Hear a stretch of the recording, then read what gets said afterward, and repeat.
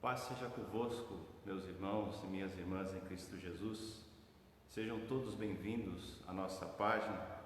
Estamos nesta noite aqui para transmitir a palavra do Senhor, nosso Deus. Bendito seja o Senhor por sua vida, por sua família, que as bênçãos do Senhor alcancem você, aonde quer que você esteja. Convido você neste momento a meditar comigo a respeito da palavra do Senhor, nosso Deus. Primeiramente, vamos orar.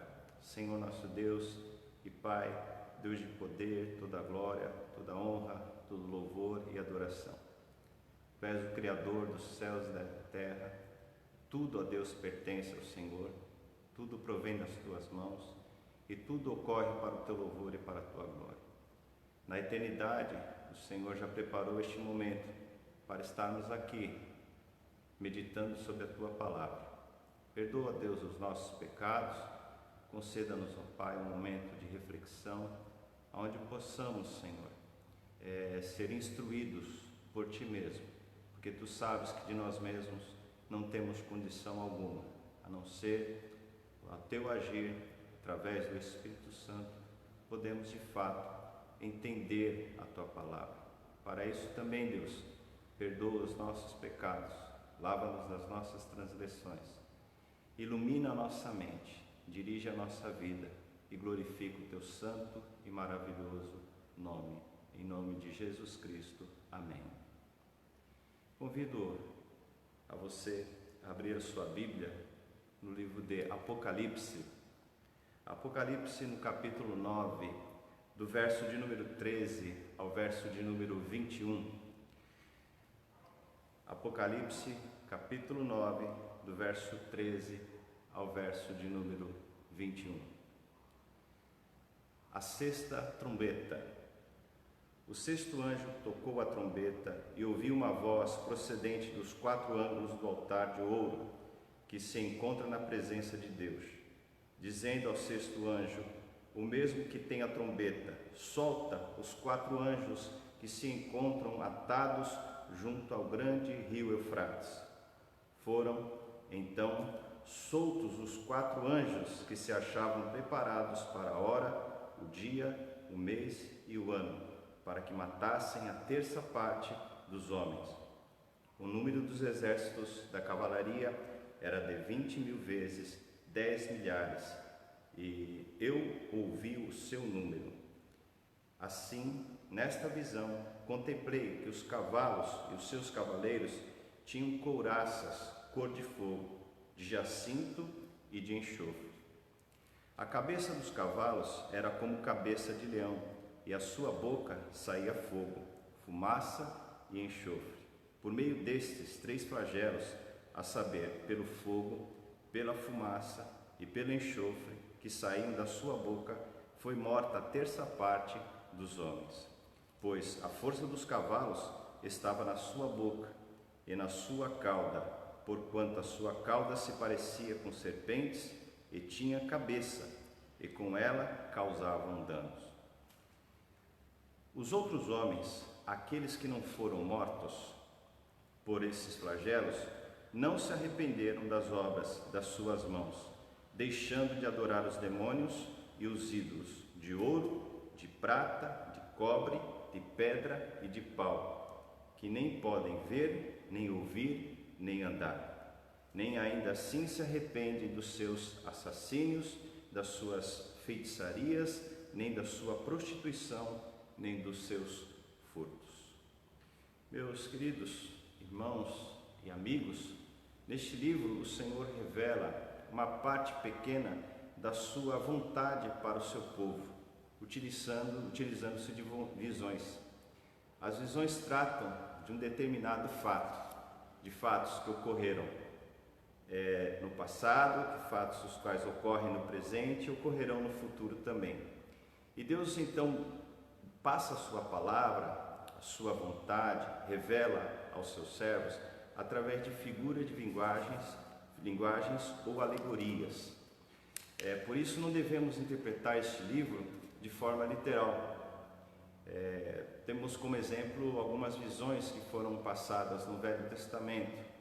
Algumas visões se cumpriram eram passadas de forma muito clara e outras visões não, eram passadas por meio de metáforas, como por exemplo as visões, os sonhos que teve José a respeito das vacas, das espigas, assim como também o sonho de Nabucodonosor, o qual teve o sonho com uma estátua, e a estátua representava 4 grandes impérios e também a vinda do Senhor Jesus Cristo.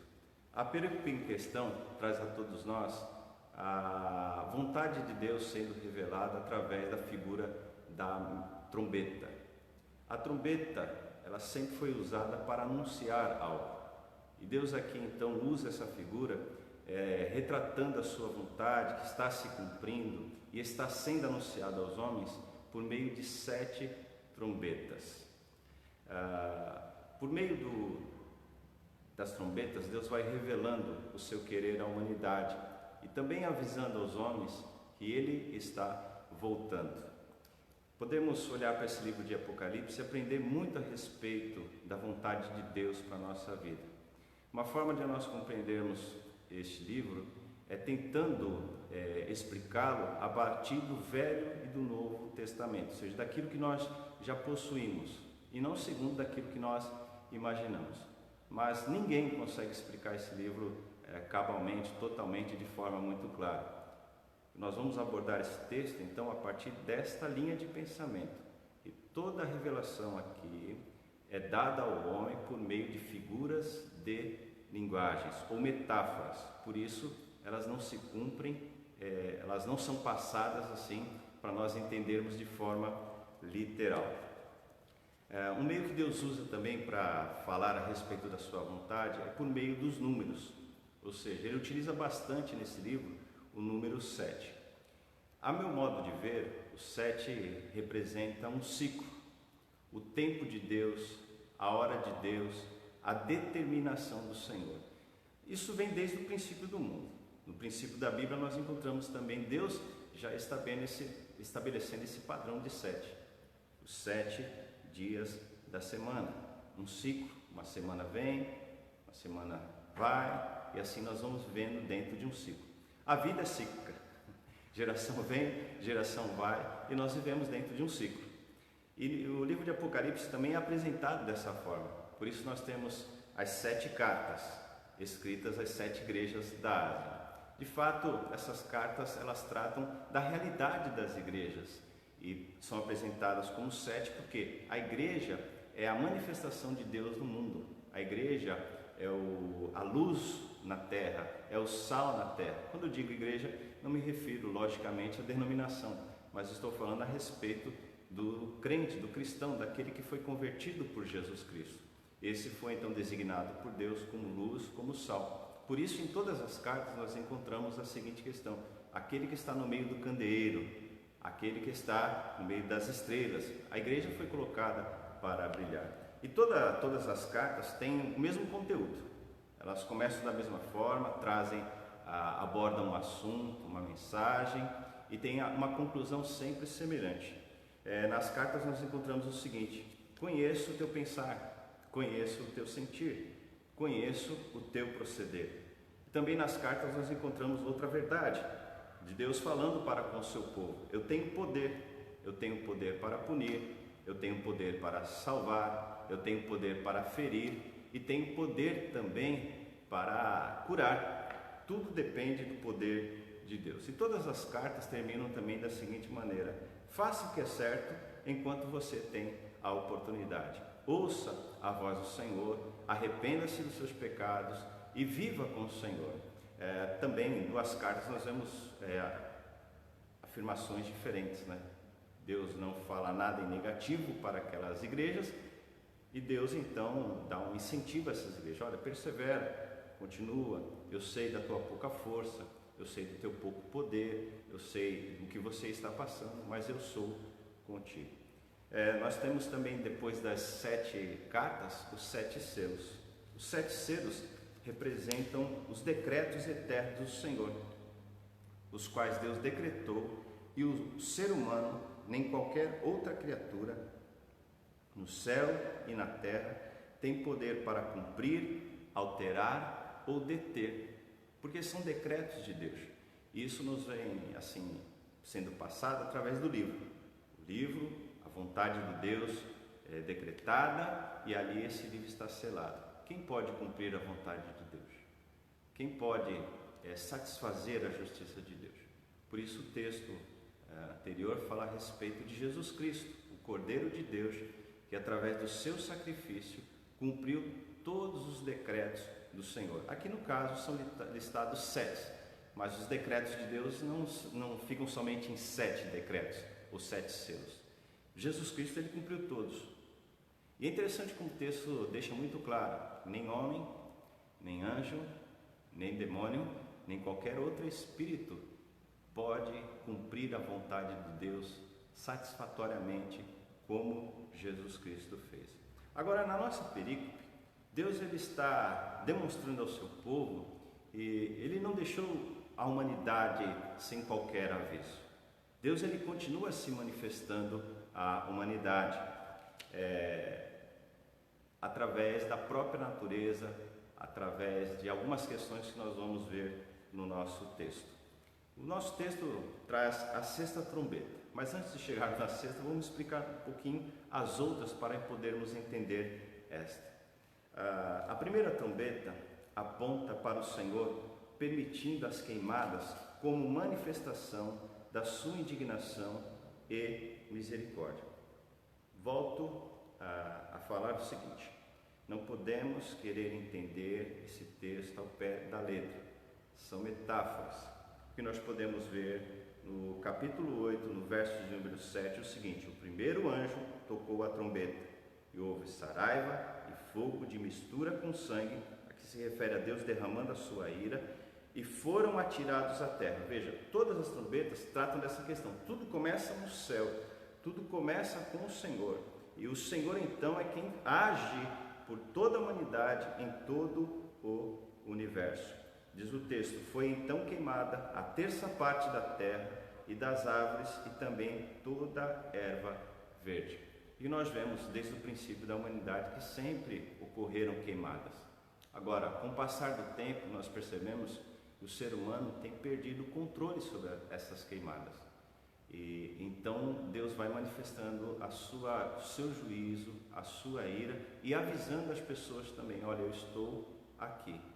Vocês têm o recurso, vocês têm a tecnologia, mas vocês só conseguem combater os incêndios, vocês só conseguem controlar os incêndios quando eu permito. A segunda trombeta, ela aponta para um outro evento natural, que é o vulcão, que está no capítulo 8, nos versos 8 e 9. Também nós sabemos de várias erupções, de vários vulcões, e quando estes entram em atividade, o ser humano não tem poder, não tem controle, e assim só resta a fugir desse fenômeno natural. Bom, a terceira trombeta aponta para a contaminação das águas, as águas sendo contaminadas. Tudo começa no céu também, o verso de número 10 e o verso de número 11. O terceiro anjo tocou a trombeta e caiu do céu sobre a terça parte dos rios e sobre as fontes das águas uma grande estrela ardendo como tocha. O nome da estrela é Absinto, e a terça parte das águas se tornou em absinto, e muitos dos homens morreram por causa dessas águas, porque se tornaram amargosas, se tornaram impróprias para serem bebidas, foram contaminadas. E Deus também, através desse bem finito que nós temos, que é a água, tem mostrado a sua ira ao ser humano, tem mostrado a sua vontade, não somente rios e mares, mas Deus assim tem mostrado ao ser humano: eu estou aqui, o meu tempo está se cumprindo. Interessante agora a quarta trombeta, que está no capítulo 8, no verso 12 ao verso de número 13. A quarta trombeta, ela não aponta para nenhum cataclisma, para nenhum evento da natureza, para nenhum dano físico ou catástrofe, mas ela demonstra o medo infundido no ser humano por aquilo que ele não tem poder, não conhece, não consegue dominar, que é em relação aos corpos terrestres. Interessante quando nós falamos bastante sobre a radiação do Sol, sobre os efeitos da Lua, sobre os possíveis impactos de meteoros, outros corpos celestes com a Terra, e aí nós vemos filmes tratando desse assunto, pessoas, revistas, sites falando a respeito disso. Contudo, nós percebemos que o ser humano ele não consegue dominar, ele não consegue ter segurança em relação a essa questão. Vemos as teorias da física também em relação a esse assunto, a expansão ou a contração do universo e outros assuntos mais. E em tudo nós vemos o ser humano temendo e chegando à seguinte conclusão: como nós somos insignificantes diante do universo.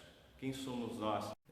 Quantas teorias nós temos a respeito de destruição da Terra, ou dessas coisas? Bem, queridos, a quinta trombeta, ela aponta agora para algo interno do ser humano. Não há nenhum dano na Terra, mas o dano acontece sobre aqueles que não têm o selo do Senhor. A quinta trombeta está no capítulo 9 de Apocalipse, do verso 1 até o verso de número 12.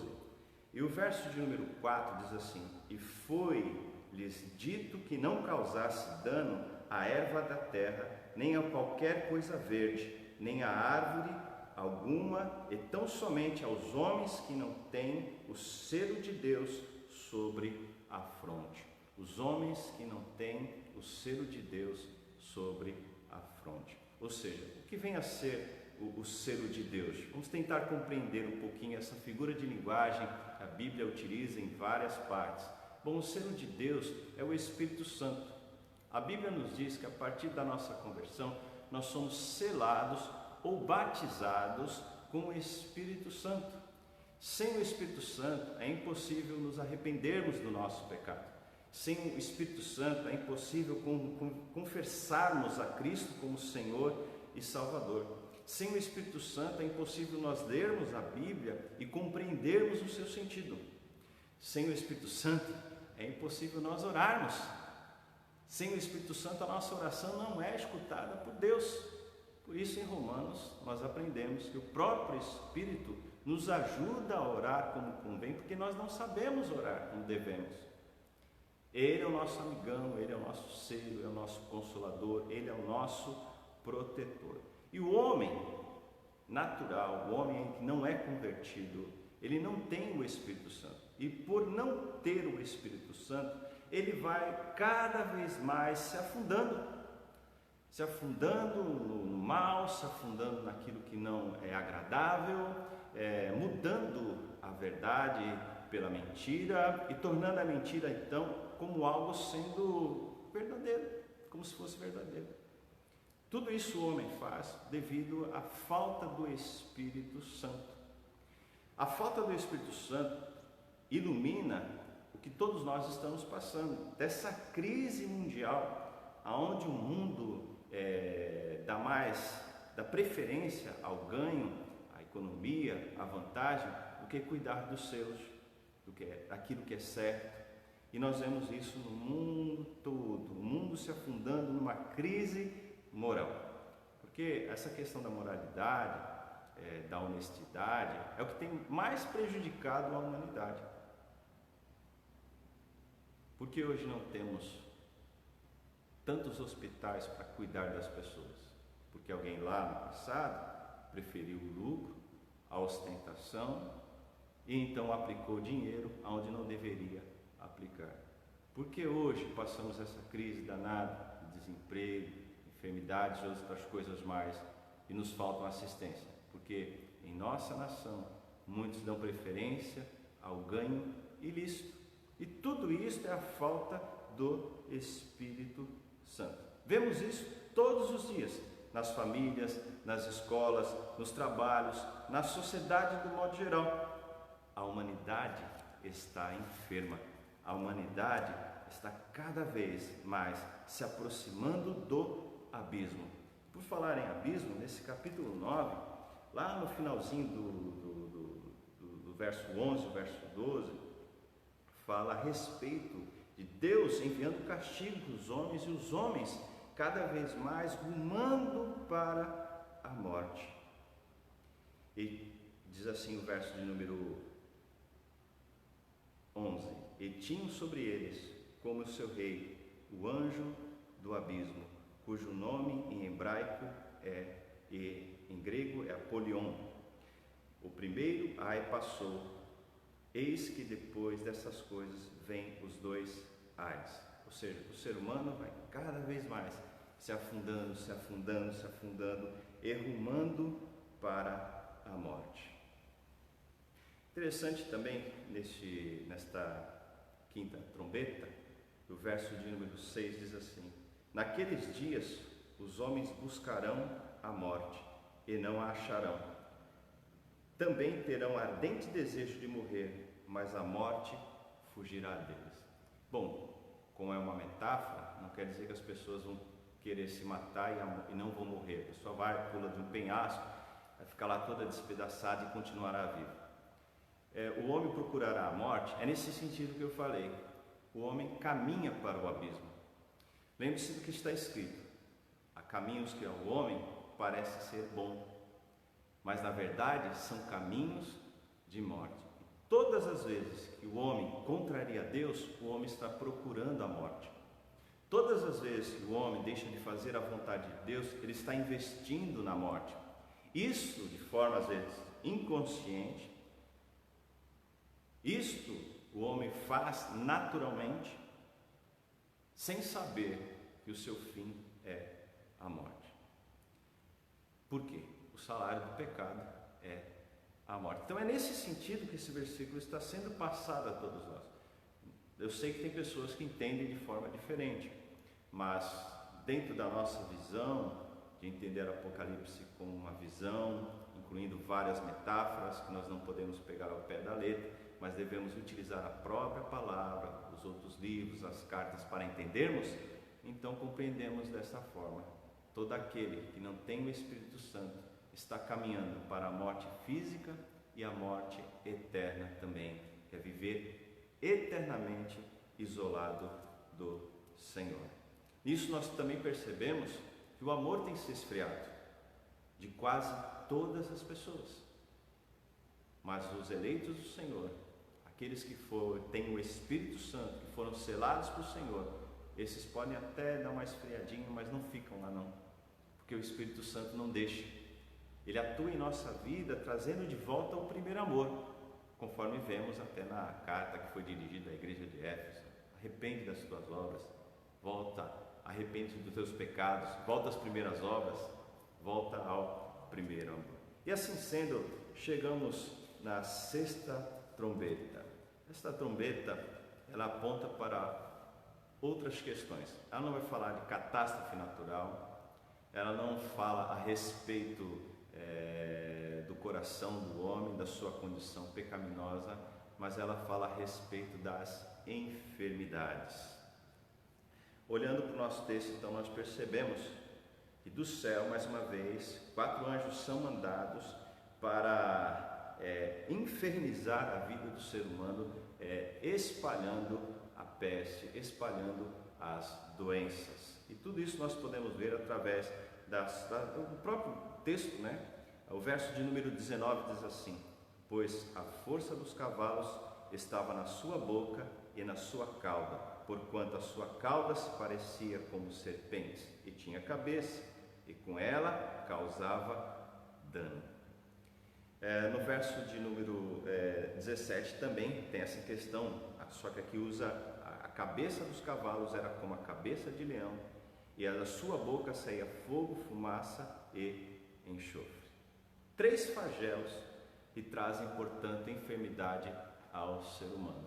Então, toda doença, ela tem como incumbência revelar Deus ao ser humano. E o ser humano sem Deus, ele está perdido. O ser humano, ele pode fabricar vacinas, remédios, mas esses só se tornam eficazes se Deus permitir. Deus não depende de remédios para curar. Deus não depende da nossa vontade nem da nossa fé para curar. Ele é soberano sobre qualquer circunstância e aspecto. mas Ele deixou isso para todos os seres humanos verem, que Ele é Deus e nós não somos nada sem Ele. E é o quadro atual que nós enfrentamos. O Covid-19 é a trombeta do Senhor tocando, manifestando então que Deus está irado, continua irado com a humanidade, mas ao mesmo tempo Deus está dando oportunidade para esta humanidade se converter dos seus pecados e andar com o Senhor. E também é uma mensagem a todos nós, filhos do Senhor, devemos, portanto, buscar o Senhor. Agora, essas catástrofes naturais,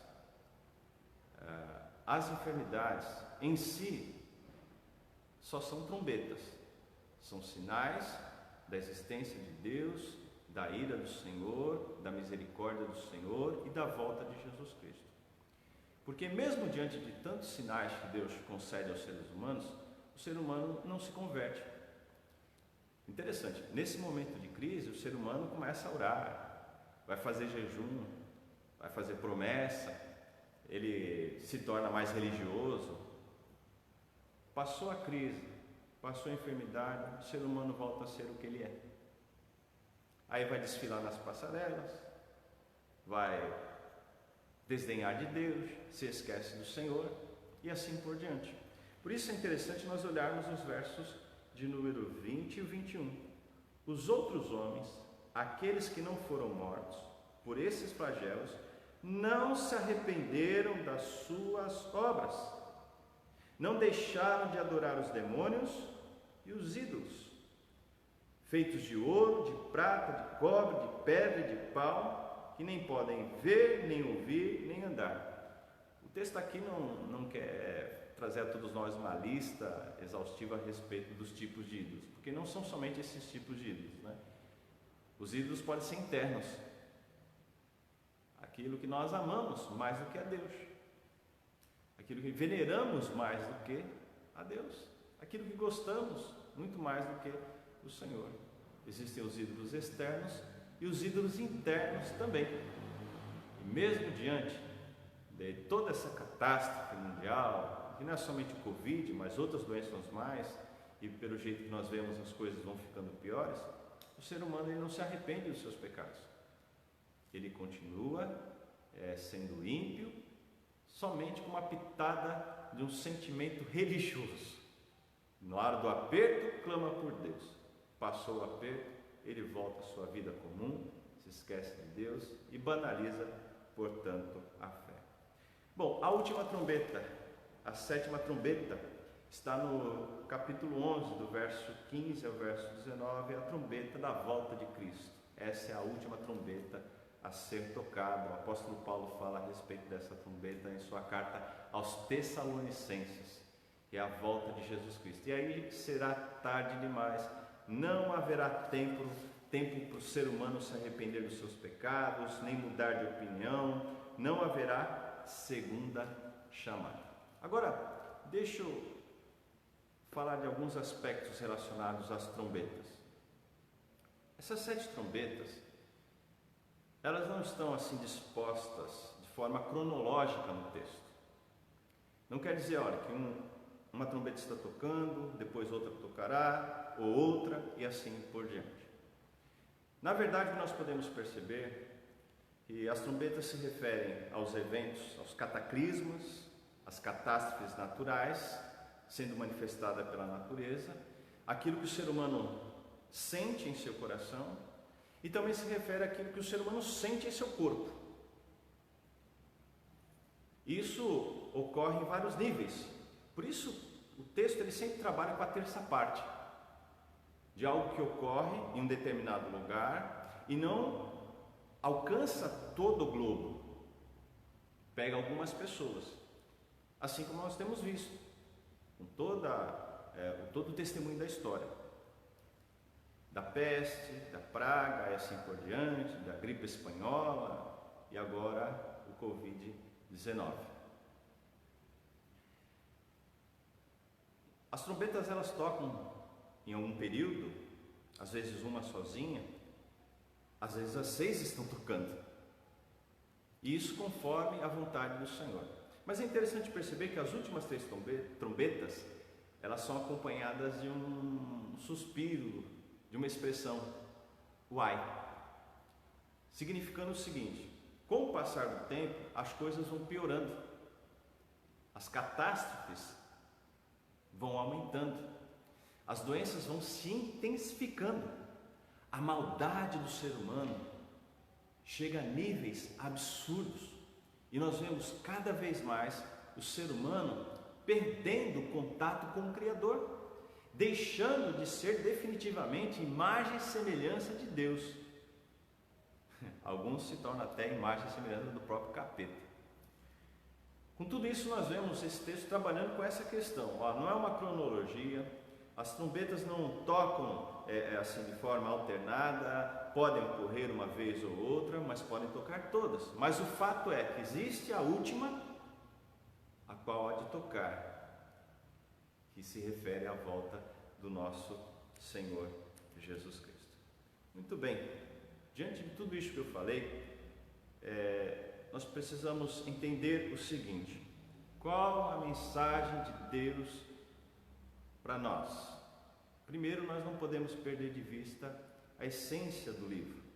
Esse livro, ele foi escrito para os cristãos do primeiro e segundo século, os quais foram perseguidos, foram presos, prejudicados, desprezados e executados. E a mensagem geral deste livro é a respeito da soberania do Senhor. Ele está no controle de todas as coisas.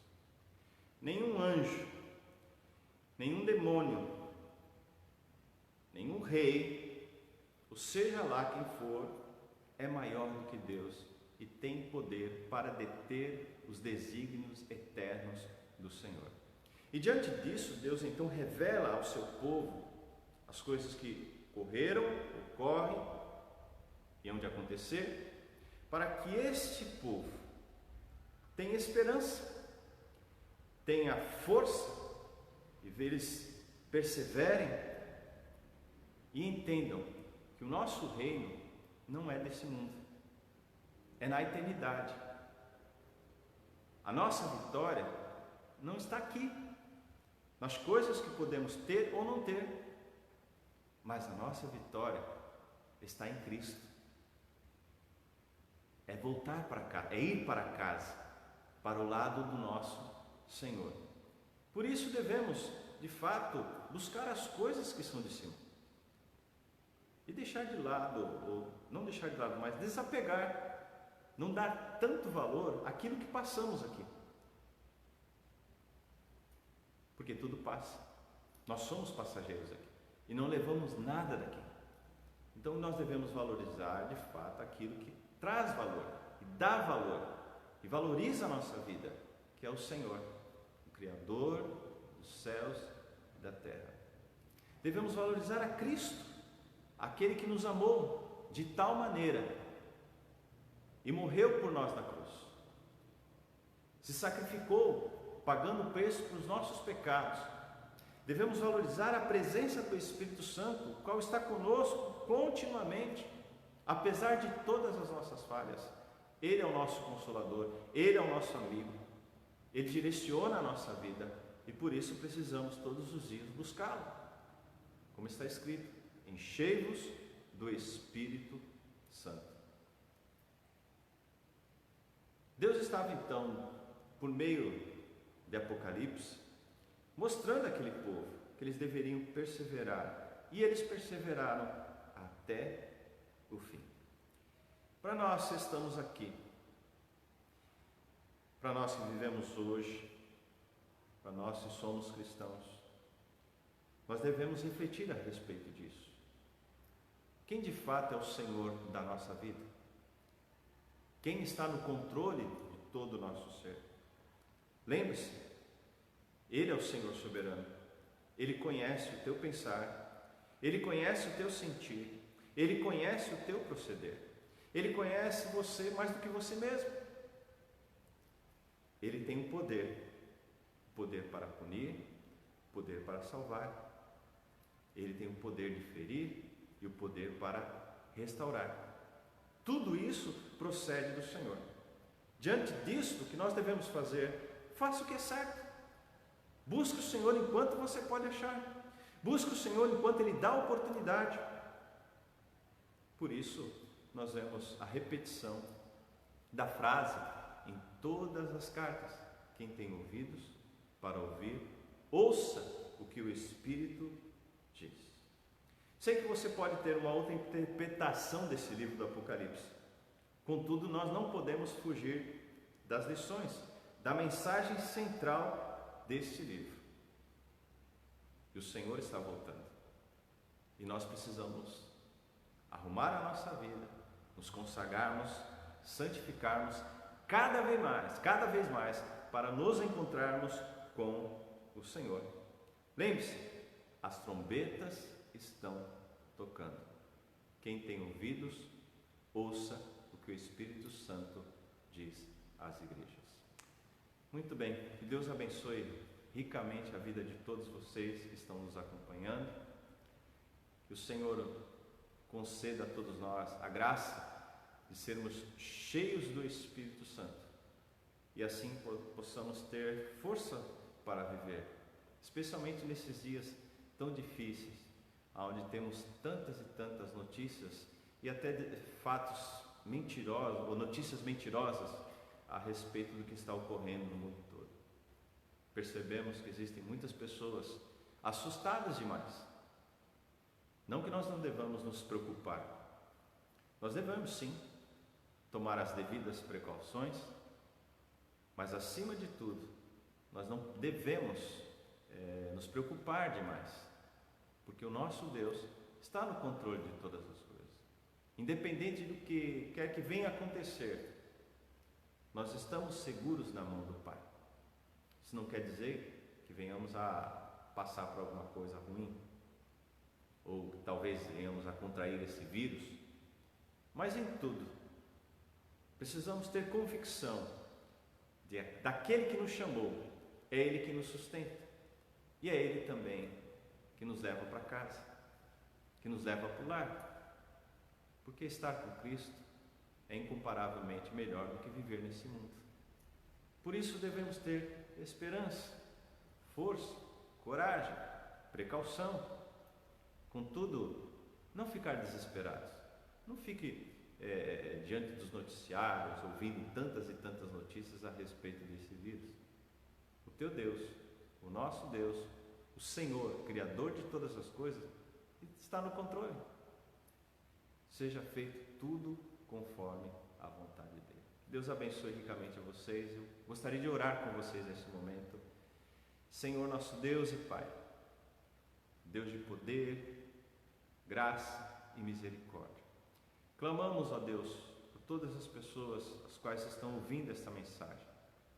Que o Senhor venha serenar o nosso coração, que possamos de fato, ó Pai, entender que Tu és soberano sobre todas as coisas e que esta enfermidade e todos os demais aspectos que nós falamos são as trombetas do Senhor tocando, anunciando a todas as pessoas que o Rei está retornando, anunciando do Teu juízo, da Tua ira sobre toda a humanidade por causa dos seus pecados, anunciando que há salvação em Cristo Jesus e devemos buscar o Senhor de todo o nosso coração.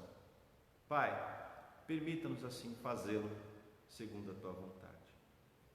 Se for do Teu querer, cura, Senhor, aqueles que se encontram enfermos, para que esses possam testificar da Tua grandeza, do Teu amor e da Tua bondade. Protege-nos, ó Deus, de todos os males.